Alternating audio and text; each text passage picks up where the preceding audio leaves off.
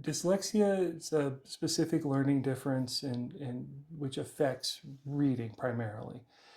It's on a continuum, so it's mild, moderate, severe in terms of how people are impacted by it. Um, One of the common understandings is that it may have to do with vision, or these individuals see words backwards, or the letters move on the page. That's not the case. So it is a speech language processing uh, difference. And it has to do with how the speech sounds are then encoded or understood and connected to letters or words. And that's the main uh, difference in dyslexia and the dyslexic brain. Well, it affects all aspects of reading. So you have something like decoding, where you're sounding out an unfamiliar word. Maybe you're going sound by sound or syllable by syllable through the word, and you're having to use like an encoded, you're going sound by sound through the word. Um, that process can be slower for individuals who are neurodivergent and they have struggle with dyslexia.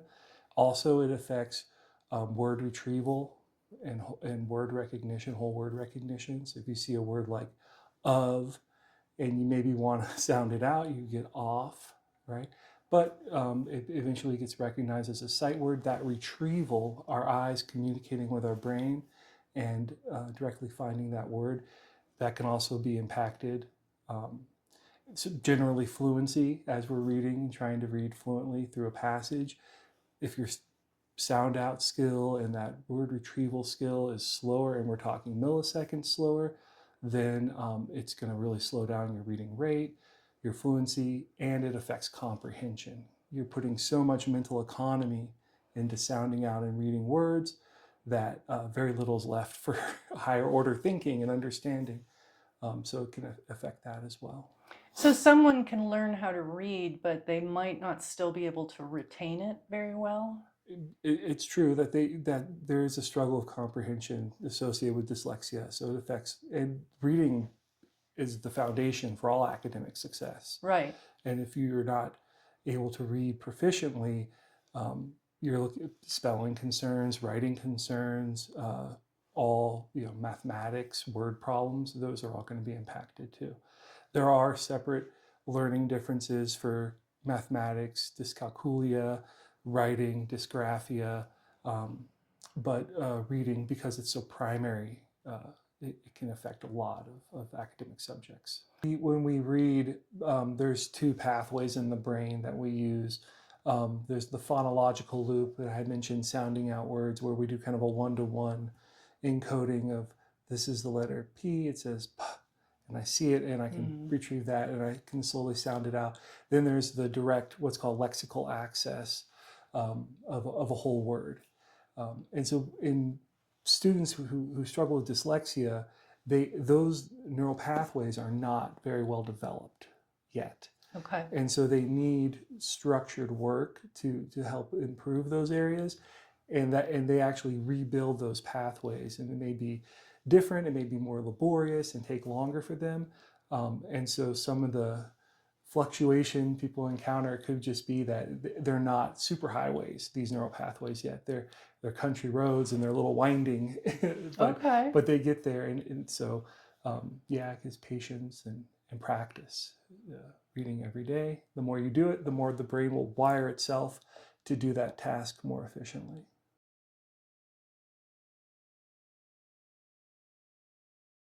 The center here, the Colorado Reading Center, serves students ages 5 through adult. Most reading concerns and diagnosis of dyslexia is happening around second, third grade, so 7 years old, 8 years old. But it can be underdiagnosed. You see students in middle school, high school, college, working professionals who have just white knuckled through school or were shuffled along, and they're only now kind of addressing it. And then in terms of the older adults who are coming to terms with it, things have changed, just in the last 30 years, 50 years, 80 years around reading, where before people wouldn't use the word dyslexia. And now people are freer to say that and advocate for it. and understand it, because it may have had a taboo to it where you didn't want to say that. The students with dyslexia were shuffled into corners or weren't part of the general population years and years ago, and now it is in the forefront. You're seeing it more. It affects 20% of the population, so roughly 1 in 5 people struggle with this. Self-advocacy, in schools, students now can have access to resources, not just the assistive technology, of speech to text or something like that, but they have access to um, tried and true methods of learning how to read, and structured phonics that can address and help improve. Dyslexia is a lifelong learning challenge. It doesn't just go away. There's no cure, but it can be remediated. Students can learn to read accurately, be functionally literate, and achieve their goals of whatever they need to and want to. But having the conversation, having honest conversations about it, that I think has changed a lot, and that's really encouraging. So I think that's one of the reasons why we're maybe seeing more accurate uh, statistics around it. It is being diagnosed earlier and correctly, and addressed.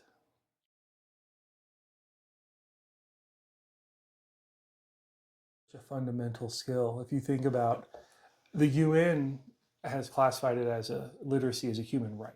Our older clients often come to us and there's some concern with their employment.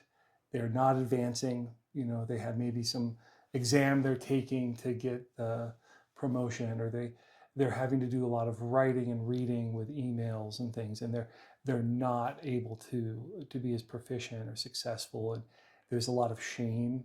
They've already experienced a lifelong route of shame from learning, and then on top of it now, where they're starting to be successful at work, the shame still follows them there. So helping them come to understand what their struggle is and how they learn differently, and then giving them some tools to be successful is great.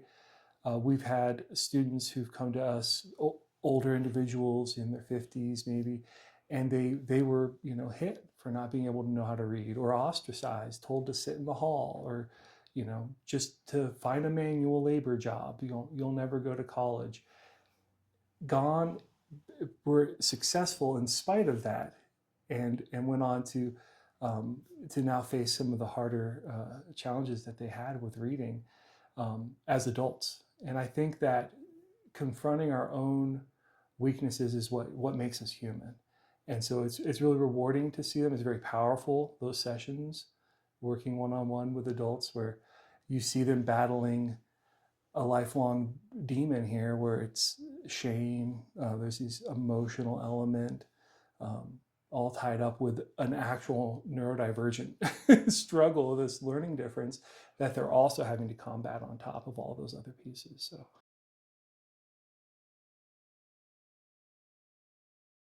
the way I view it is, one of the things I like to say is we're managing expectations.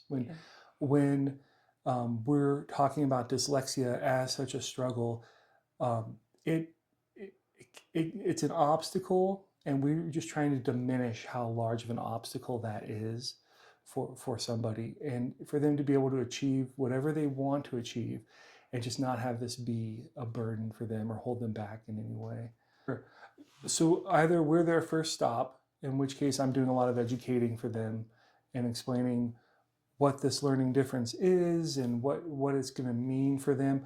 We try to set the family up for success lifelong. And so talking about, okay, if their child's in elementary school, what middle school, high school, college, vocation, what that's all going to look like for them, and giving them a clear path. Uh, and so I think that's a big part of it. Other times, families come to us, they're being referred, they've already had this discussion with maybe a psychologist, they have some understanding of the struggle. And so, in terms of educating the families, just letting them know that this isn't a hindrance, it's not something bad, it's just how their child is learning, and how they should be taught, and what they need to be successful.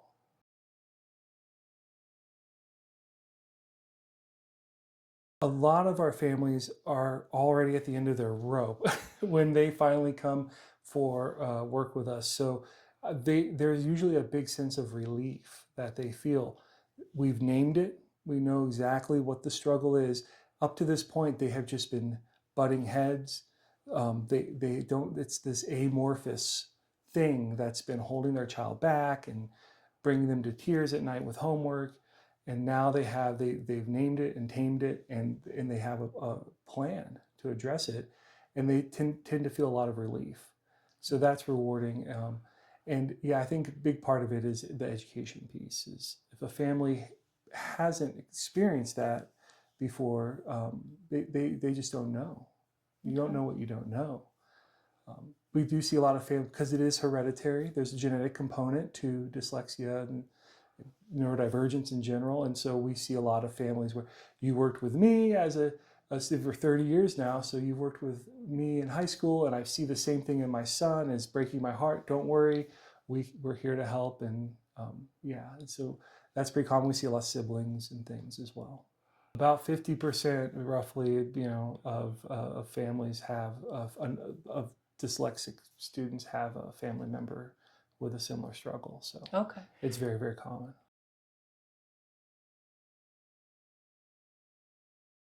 One of the main ones is ADHD.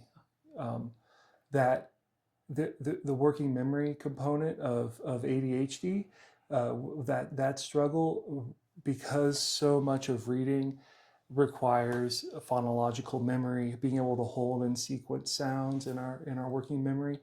Any deficit with attention can really be a struggle. I don't know if which one's the main driver here, but we do see that comorbidity very, very frequently.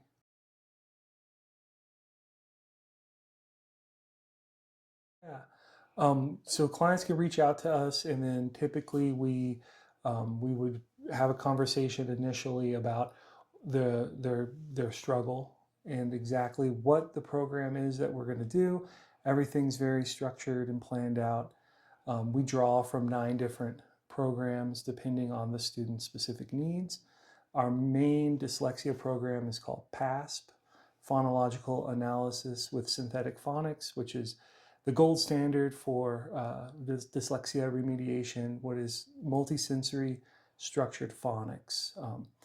There are other programs like the Orton Gillingham program is probably the most well known of structured phonics. Wilson reading program, the Barton program, they're all excellent. Ours is a little more customizable, so it's very individualized for the clients. And so based on an assessment and their needs, we design a program to address and get them reading where they need to be. And that differs for every student, giving younger third graders to grade level, for example, or functional literacy for a working adult, which is very different, which is reading about 8th grade level, which would be newsprint, and feeling proficient with that. So we manage expectations, talk about our goals, map out a plan, and then they come in for remediation in a session. They're usually 50 minutes. Or try to make them as fun as possible. And they're pretty intensive at the end. Everyone feels a little brain dead, but that just means we're building those neural pathways to improve the skill. There's 7 clinicians here at the center. We work in person and online. We also travel offsite to schools who are open to outside tutors.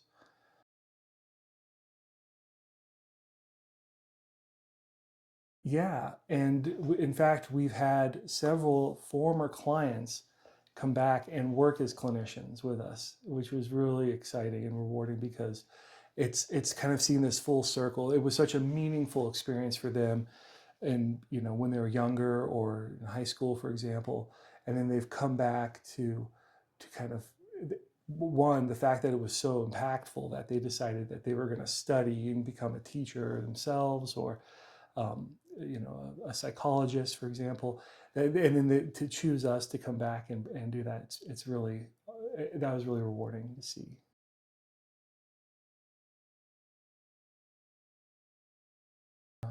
It's different for every student, but our goal is to help them achieve what they want to achieve. And like I said, that is very different. We've had grandmothers come in who they're not working anymore. They're just taking care of grandkids. Say, I would like to do this for myself because I want to be able to read to my grandchildren and have that experience. And I've always struggled with reading. It was never addressed for me, all the way down to my child is in second grade and they're starting to cry and come home from school crying because they're not like their peers in the class and they can't read. It's different for every student, but I think the main purpose is helping them achieve their goals, whatever that is. Like I would say, just removing any hurdles. When we're all carrying a certain amount of extra weight in terms of our struggles and just life in this world, and reading is such a fundamental skill that if you're struggling with it, it's just more and more baggage you're holding on to, and walking through the world can be really heavy and difficult. If we can do something to help lighten the load for them, and that in turn helps them succeed, whether they're getting a college or high school diploma or a job advancement, or you know loving reading and going to the library, that's fantastic. We ideally we'd want everyone to love, and we're here passionately to share the joy of reading, but like I said, not everyone needs to love reading, but you don't want it to hold you back. Yeah, we have so many clients who they come in and they say it's like they've just been white knuckling it, clenching their fist. The work is, whether it's homework or college work or emails they're trying to read and get through for their job, it's taking 2-3 times as long as their coworkers and peers. The frustration, the emotional baggage, it all comes with that stuff. Like being able to kind of clear that out for them and make that somewhat easier is awesome.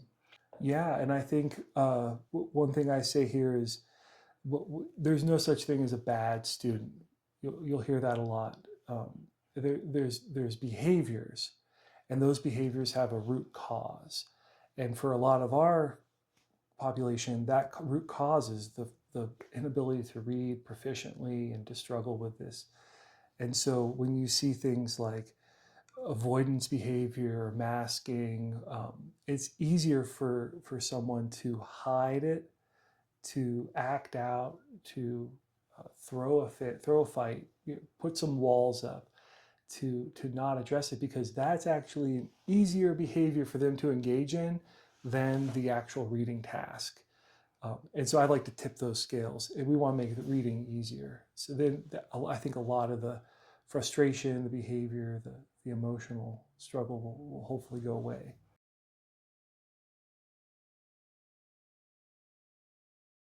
About dyslexia, I think one thing everyone should know is it is absolutely no connection to intelligence whatsoever. So because someone struggles to acquire reading skills, absolutely is no reflection on their intelligence. There's no correlation with IQ. In fact, as you know, the neurodivergent population typically are the trendsetters. They're the ones who have these different experiences and ways of looking at the world that lead to a lot of change and insight. And I think when you hear things like they're lazy, they're stupid, or they're not trying, that's completely untrue, that they're probably working harder than everyone else to do this thing. It's just that their struggle is greater to acquire these skills. So I think that'd be the one thing to take away, is that there's no connection with intelligence and reading. Reading's a learned skill, and people do struggle to acquire it.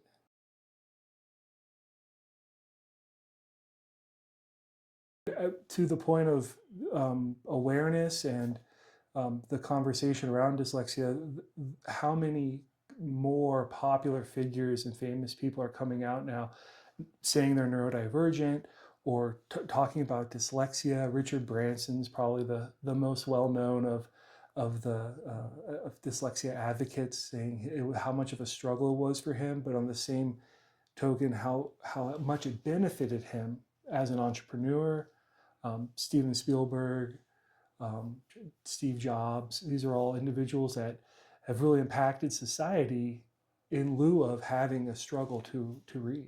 And I would say if you had to read one book about dyslexia, you should read Overcoming Dyslexia by Dr. Shaywitz, which is kind of the Bible for how to address this learning difference. But there's a ton of other books for parents, like The Dyslexic Gift, The Dyslexic Advantage, that talk about, yes, this is one struggle, but the areas in which your child will excel are actually pretty impressive and can lead to some real um, uh, success in the long term.